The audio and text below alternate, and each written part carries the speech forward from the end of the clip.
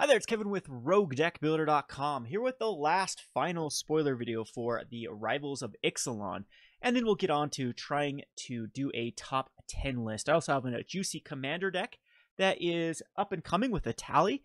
Built the deck, just need to record the video and do some snazzy little editing. I think that I found one of the most fun commanders in a long time. I'm a huge fan of anything that says each player or each opponent in Commander, because those are the typically the cards that just shine in that type of format. So a lot of people are actually talking about how Tally is probably playable in Standard. I don't know if I'll quite get to that point. A 6 mana that has to attack doesn't have haste and has kind of the look of the top deck of each player's deck. Sometimes that doesn't seem too appealing to me to put 6 mana into that. I'd rather have like a Planeswalker at that point that can guarantee an ability. But anyway, let's just get on to this spoiler. We have the Traveler's Amulet again, which is kind of cool because now we have the Renegade map and the Traveler's Amulet in one standard, which could mean that you could actually build an Artifact Matters based deck and have two of these really good enablers.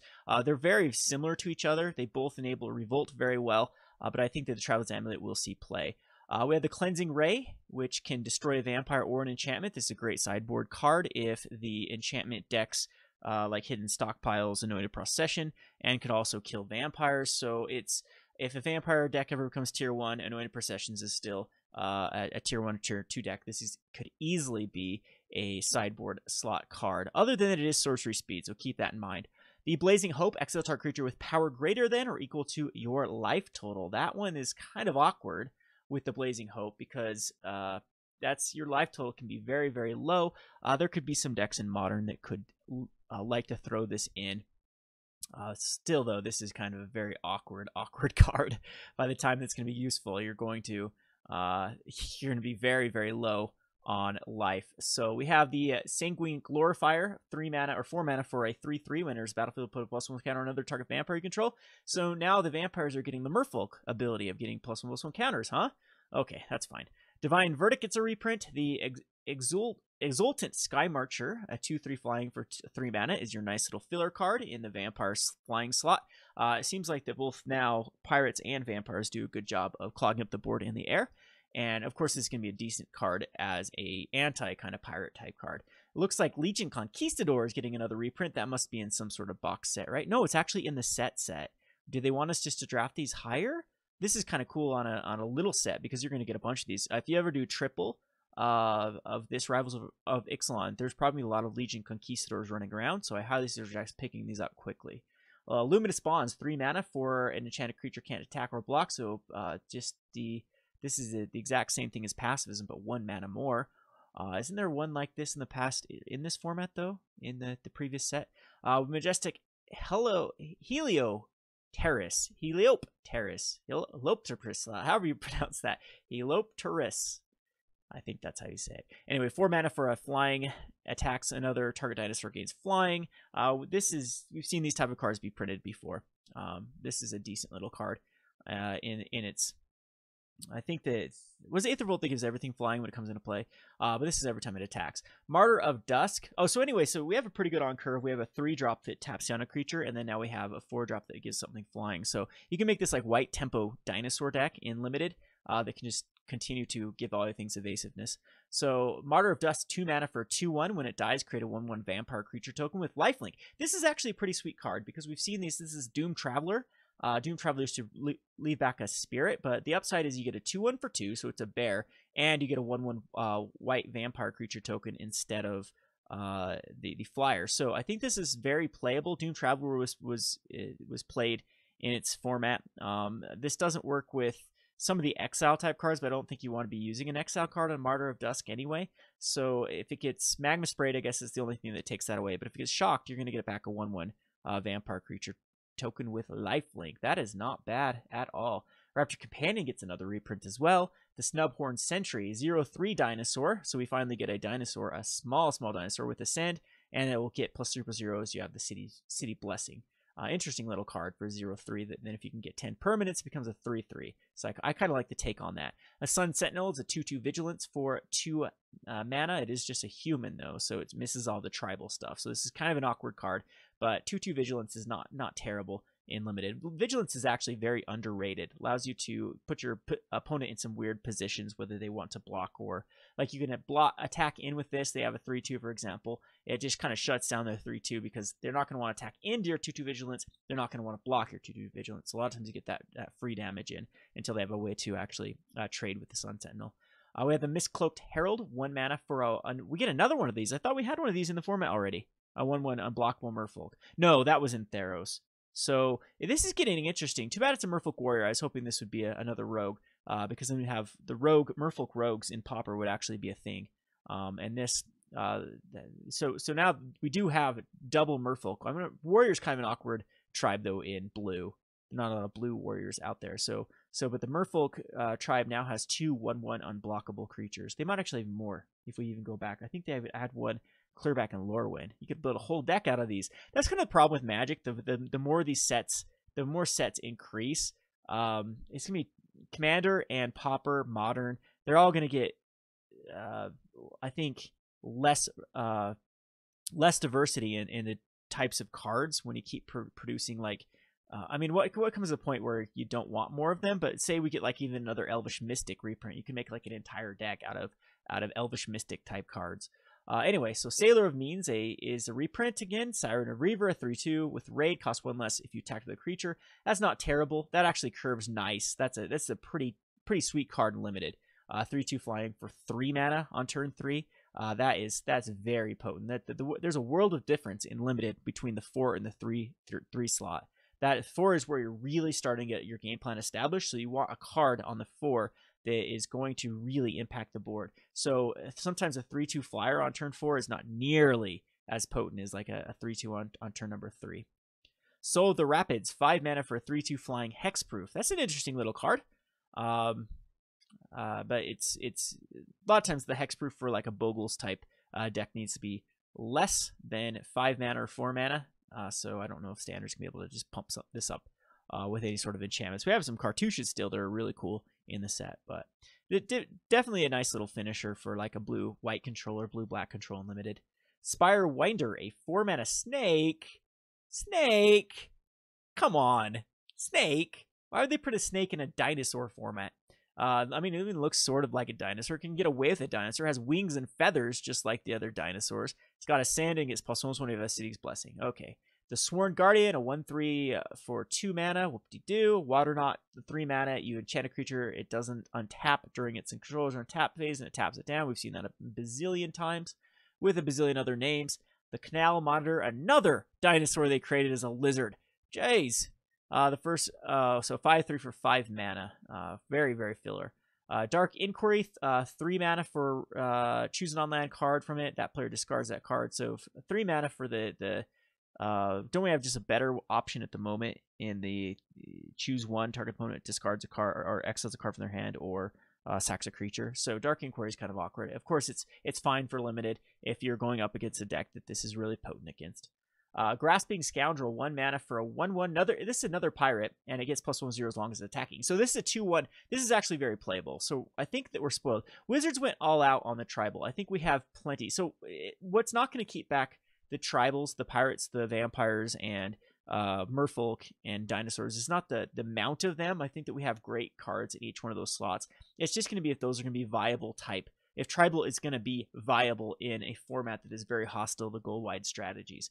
There are so many cards out there that punish go-wide strategies, and that is why Energy and Ramanup are so powerful in the meta at the moment, is both of those are what we consider like extreme value-based decks. It's a burn deck that is very aggressive at the start, that has renewable resources in the form of discarding cards from Hazoret or Deserts, dishing off direct damage through sacking them. So that's what makes Ramanup so good. It's also what makes the Teamer Energy is so good is just every one of those cards has more value after you've, like, the Rogue Refiner draws a card, the Glorybringer kills a creature, the Whirler Virtuoso creates many creatures, the Bristling Hydra and the Longtusk Cub get bigger. If they're running like Gonti or Hostage Taker or Scarab God, all of those have just so much value. They're packed full of value. We already have a go-away strategy that gets punished. Catcher's Monument, I think, might just do a better job doing what these tribal decks want to do. Or if we even go into like Godpharaoh's Gift type decks, or I mean, there's a lot of these strategies out there that just haven't been competitive because we have all of the answers for the anti-go wide. So I don't know how well this type of card. There's already plenty in this slot if they don't go the pirate theme. I don't know if this is if there's anything that can even push it above it. But it's nice to get a bunch of other smaller pirates because it actually can make Grandma Pirate playable. Doubt it though. Impale, this is a limited only card, 4 mana to destroy a creature, sorcery speed. I wouldn't underestimate it. It's a great card. It's can kill any creature in the format. I mean, sometimes sorcery speed is of course not as good as instant speed for removal, but this is a very, very card you should pick up highly in your limited pools. Reaver Ambush, exile target creature with power 3 or less. There's another one. This one is actually pretty good. There will be a lot of vampires and pirates where this is going to be very, very potent. Recover, 3 mana for return target creature card from your graveyard to your hand and draw a card. These are pretty good 20 to 23 slots, I would say, especially if you have some potent cards that you want to get back. I mean, it's basically a 2-for-1. You draw a card and get a creature back. So if you have any deck where your graveyard can be your toolbox, like a self-mill strategy, or if you just have some very potent cards that you want multiples of in your deck, Recover is a great way for that. Sadistic Sky Marcher, a 3 mana for 2/2. As additional cost, you reveal a vampire, flying lifelink. So it's a 2 mana 2/2 flying lifelink. That's actually pretty good. That's actually really, really powerful. That's another great card. Yeah. And then think if you have like Bantu's Monument, this could actually cost 1 if by revealing a monument, and you get a tax down. I always think that Bantu's. I'm surprised that Bantu's Monument hasn't been a. I think that's the second best monument. I would rate them, of course, Oketra's, just because it puts out a 1/1 permanent 1/1 card is probably more powerful than a Drain a Life. But I think we're starting to see a lot of strategies where Draining Life might actually be a decent little option with all these especially these vampires that some of them already do come into play and drain life. So hook it up with a Bantu's Monument, and I think that that's a viable strategy. Another flying vampire, 3/1 for 4 mana. And the Voracious Vampire, 2/2 Menace. When it enters the battlefield, target vampire gets +1/+1 and gains Menace. So it's another on-curve card that really helps your creatures. Hey, it's eating a dinosaur now. I guess they can sustain themselves on dinosaur blood as well. That's kind of weird. Anyway, Bombard, 3 mana to deal 4 damage to our creature, player, instant speed, or just creature. That'd be broken if it's a creature or player. 4 damage to our creature, instant speed, 3 mana. You're going to be picking these up highly. There's a lot of good removal so far in black and red. Brazen Freebooter, 4 mana for 3/3. Enters the battlefield, it creates a treasure. Sure. A Goblin Trailblazer, 2/1 Menace. Needletooth Raptor, a 2/2 Enrage. When his dealt damage, deals 5 damage to our creature and opponent controls. This is pretty sweet, actually. The mana cost is a little bit high for a 2/2 for 4 mana. Of course, I would have rather preferred like a 1/3. That way it could survive a lot more stuff. But, I mean, you could actually use your own shocks on this creature to then be able to kill off a bigger creature. And it's going to trade basically with anything. So this is a pretty sweet card for limited. A 3/4, 4 mana filler, Araska Raptor. Shake the Foundations, 3 mana to deal 1 damage to each creature without flying and draw a card. So we get another Enrage ability. Didn't we have one of these? Yeah, basically we had this in the last one that did 1 damage to all creatures. But anyway, so it's going to enrage all of your dinosaurs and draw a card off that. Not bad at all. It could get rid of pirates. It's pretty good at getting rid of pirates. Not the greatest with getting rid of vampires, though, for the 1 damage. Shatter gets a reprint. Destroy an artifact for 2 mana. And we have the Tilonales. I can't pronounce cards today. Or any day. Tilonales Crown. 2 mana to enter the battlefield, deals 1 damage to enchanted creature. So you enrage your own creature, and it gets +3/+0 and trample. So think about this on the Needletooth Raptor, for example. It gives it to a 5/2 with trample, and it gets to kill off a creature an opponent controls. So I'm liking that we finally get the amount of enrage cards to make it worthwhile to go enrage in limited. We have the Cacophodon. 4 mana for a 2/5. It is dealt damage. You untap target permanent. Oh wow, this could actually lead to some infinite broken combos with like certain creatures that deal damage. Well, not quite, because it does have a finite with the 2/5. But if there's anything, isn't there many cards that deal like 1 damage to every creature when they tap, for example, and then it untaps it and then does it again, then untaps it, and you know, you can at least this is sort of like a renewable resource for that. Colossal Dreadmaw gets another. Are these like different art? They look like the exact same art for the Conquistadors. I wonder why they reprinted them, because they did some reprint comments from Fate to, or from Cons to Dragons, just to show the way they changed. I think this one looks different though, right? Or is it still the same one? I don't know, but that's kind of awkward. They just did full out reprints of cards. Crested Herdcaller, 5 mana for a 3/3. Enters the battlefield, create a 3/3 green dinosaur creature token with trample. So this one's almost as good as the rare one, except that it doesn't give all creatures haste. So it's not requiring you a red, but it itself has trample, and it creates a 3/3 green dinosaur trample, but it doesn't have haste. So of course it's weaker, but now we have 2 dinosaurs in that slot that do very similar. You know, put out 7 power and 6 power for 5 mana. That's pretty interesting with dinosaurs. Jade Bear, 1 mana. When enters the battlefield, put a +1 counter on another target merfolk creatures. You can't put it on itself. So again, we are very spoiled with a lot of 1s and 2s and 3-drop slots that I do think are playable for the various merfolk, dinosaurs, vampires, pirate strategy. Jadecraft Artisan, a 4 mana for a 3/3 that enters the battlefield, target creature gets +2/+2. These are usually pretty decent on curve for limited. Jungleborn Pioneer, 2/2 when enters battlefield, create a 1/1 blue merfolk creature token with hexproof. This one's actually very solid too, because like in the tribal, you're gonna have a 3/3 and a 2/2 for 3 mana. Yeah, that's pretty good. That's a pretty playable card. The Araska Frillback, 3 mana for a 4/2. Overgrown Armasaur, 5 mana for a 4/4 enrage. When it's dealt damage, create a 1/1 Saproling token. So here's another way to deal some, or to make some Saprolings. We get Plummet, a reprint. Strength of the Pack, put 2 +1 counters on each creature you control. That's actually really powerful and limited as well. 6 mana to pump up everything. I wonder how playable that actually is in. I mean, Vertus Gearhulk just seems better because you can split 4 counters and have a 4/4 trample back. However, this one for 6 mana, you can, depending on how many creatures you have, that with a Winding Constrictor could be crazy. So say you're a token-based strategy with Winding Constrictor, and then you use Strength of the Pack, they're all getting +3/+3. They're getting 3 counters on them. So this is going to be a pretty funny brew around card for sure. All of these cards are really potent that have been spoiled out of this set. A lot of people accuse me of hyping this set up too much. These are stronger than cards that have been printed in the past in these type of slots. We've already seen enough playables, like enough competitive cards, and some of these cards that are clearly meant for limited, like this Crested Herdcaller, for example, I find very playable in standard. Araska Relic, 3 mana for a mana rock with Ascend. Sacrifice it, you gain 3 life and draw a card. You can only activate that if you have the City's Blessing. So this is actually not that terrible of a commander card. It's kind of like a Hedron Archive. You do have to have the 10 permanents, but in Commander, that's quite easy to do.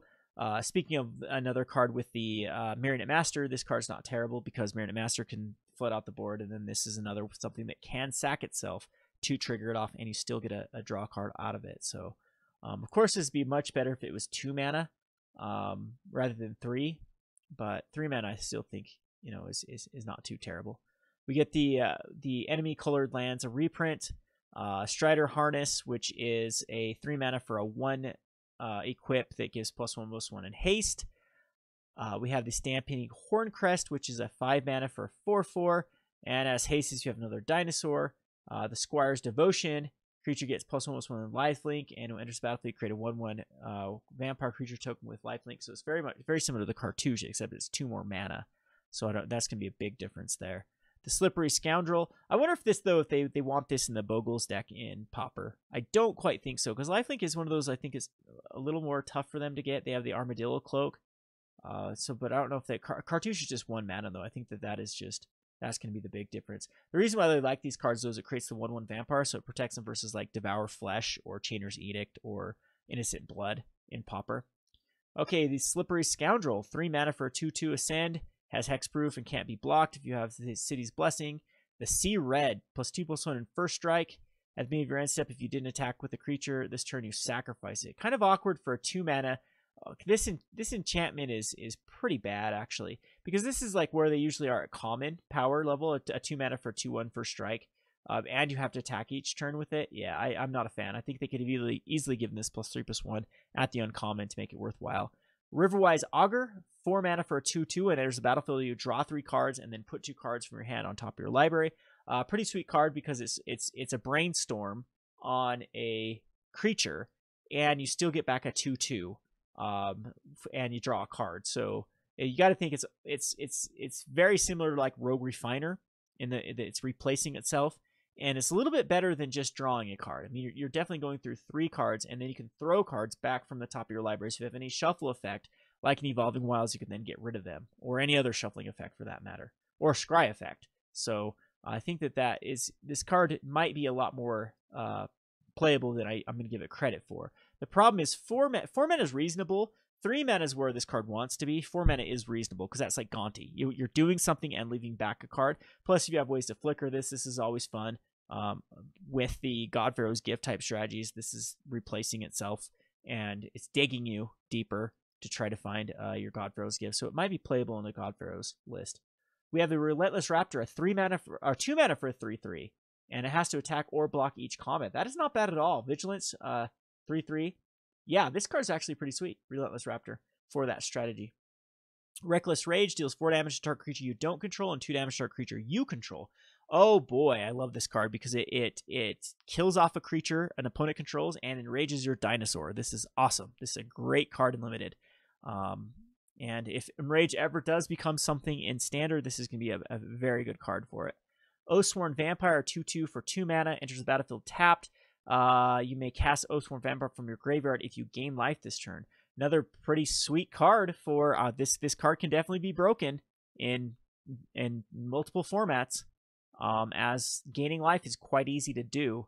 There are a lot of cards that have just even think about the tap to gain a life cards. This is definitely a card that I wonder if my Taste deck wants it in Commander, because I usually do want things I can cast from my graveyard, and gaining life is very, very easy in a black-white Commander deck. So that's a pretty sweet card too. Moment of Triumph, you gives a creature +2/+2 and you gain 2 life. Mausoleum Harper, 5 mana for 3/3 with Ascend, flying, and if you have the City's Blessing, you put whenever another creature you control dies, you put a +1 counter on it. We have the Knight of the Stampede, a 2/4 for 4 that reduces dinosaur spells by 2. So this is going to go in a lot of the Commander decks. It's also a way to ramp out those crazy big dinosaurs. We have the Kitesail Corsair, 2 mana for a human pirate that has flying if it's attacking. Another definitely on value tribal card. Imperial Ceratops, the 5 mana. Whenever Imperial Ceratops is dealt damage, you gain 2 life. Another good rage card. Hunt the Weak gets a reprint. So again, this enables Enrage, puts a +1 counter on it. These are actually pretty good. It's a good removal spell in Limited. We have the Hardy Veteran, 2 mana for as long as it's your turn. It gets +0/+2, so it's a 2/4 on your turn. So it's more defensive while attacking, and then you lose that plus on your opponent's turn. Gruesome Fate, 3 mana. Each opponent loses 1 life for each creature control. These typically have seen play every time they've been printed in a very big go wide strategy. So now I think if you're going like Hidden Stockpile or Catcher's Monument, this could actually be used as a finisher, because it just scales the later on you go. But again, if you're up that many tokens, it's probably pretty easy. In Commander though, this is kind of cool because if you do have a way to create infinite tokens, then you can have a way to actually kill your opponent. But I don't know. Maybe this is just too much work to make it worthwhile. The Guilt Grove Stalker, a Merfolk Warrior, 2/1, can't be blocked by creatures with power 2 or less. On curve again, unblockable. Can get in there for some damage.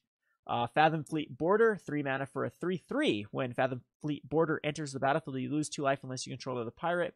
Again, this is a good filler card. It's above curve for the typical black card, and it's pretty easy to have another pirate on board at that point. 2 mana for the Expel from Maraska. Return target non-land permanent to its owner's hand if you have City's Blessing and put it on top of its library. Very good card. Very, very good card. As it early game you bounce, late game it is pseudo removal. 3 mana for the Everdawn Champion. It prevents all combat damage that would be dealt to it. Not bad. It's a good little blocker forever, but it is not tribal. These humans, these lousy humans. Curious Obsession. It gets +1/+1 and deals combat damage to player. You draw a card. So they're just buffing up Curiosity.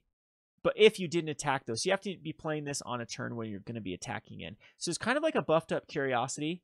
However, it requires you to attack. So it's like they did this so you didn't get another enchantment you can throw on your Niv Mizzet deck in Commander, I guess. That's kind of sad. However, it definitely is more powerful than Curiosity, and if you're putting on like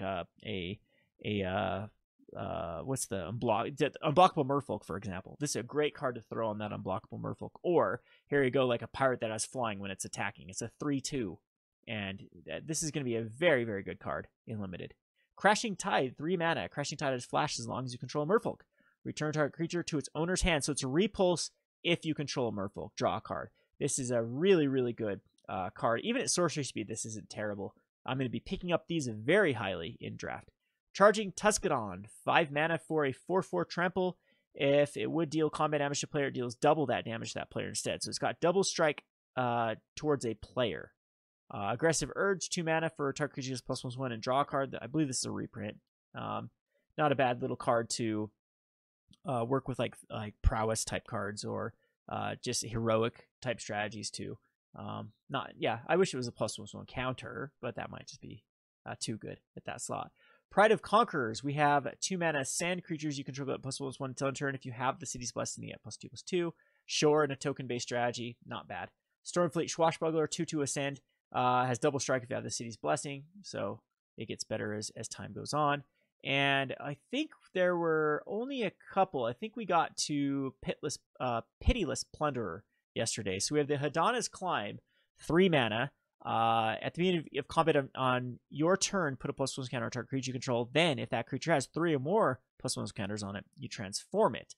And then it adds 1 mana of any color to your mana pool, and target creature you control gains flying. Of course, the commander decks that run the +1/+1 strategy, that's a very, very common. I'm trying to think of the Azuri deck they used to do, the +1/+1 counters matter type thing.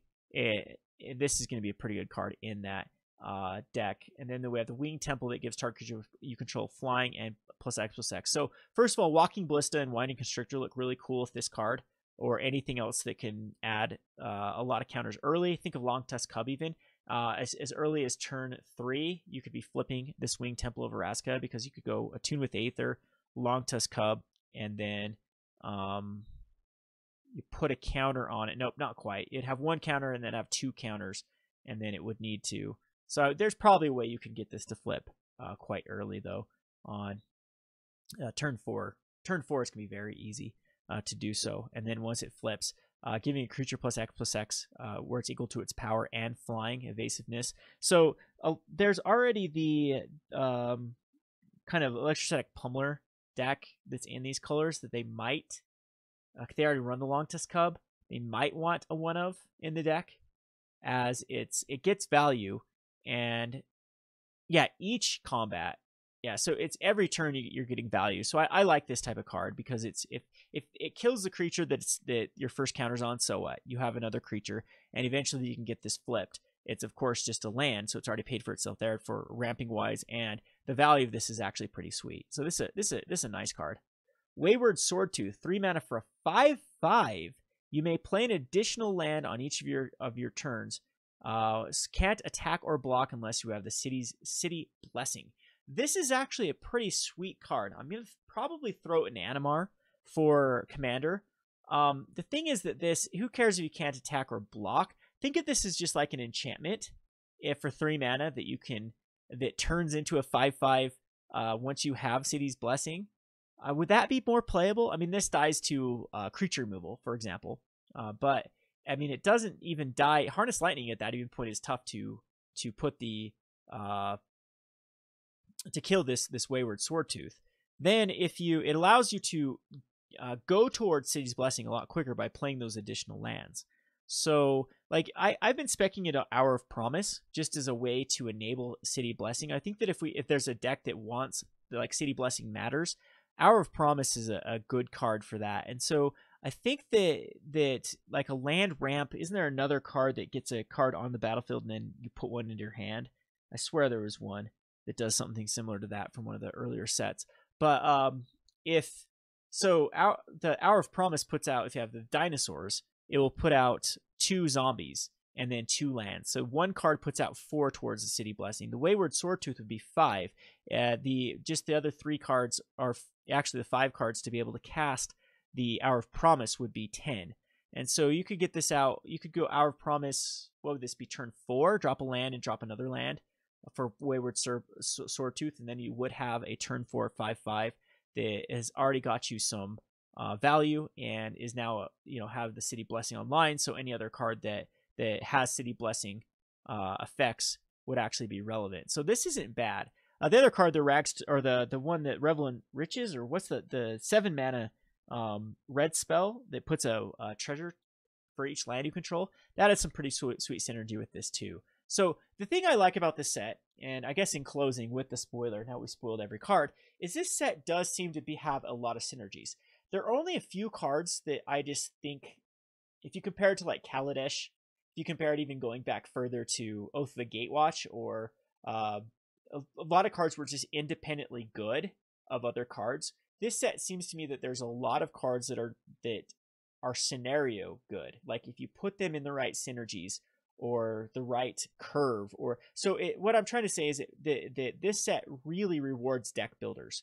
It rewards people that can figure out the good curves, the good math of creating a good scenario based deck where these cards will have their most potential.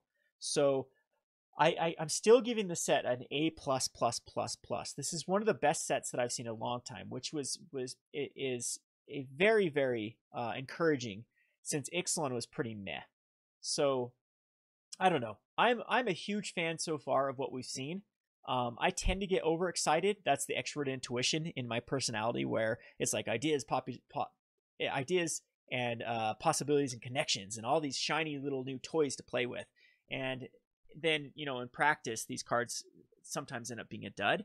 But most of these, I put that aside, put my enthusiasm aside. I think there are some very, very powerful cards in these spoilers that we've seen. And I think that we have to give Ixalan some credit, because I think that this is, it's the glue that is going to kind of bind Ixalan. It's actually make Ixalan relevant.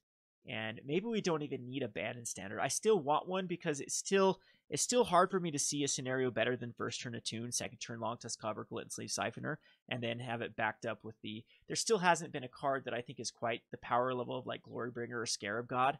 And then you put that with the Kaladesh cards that are just great at clogging up the board, or the Harness Lightnings.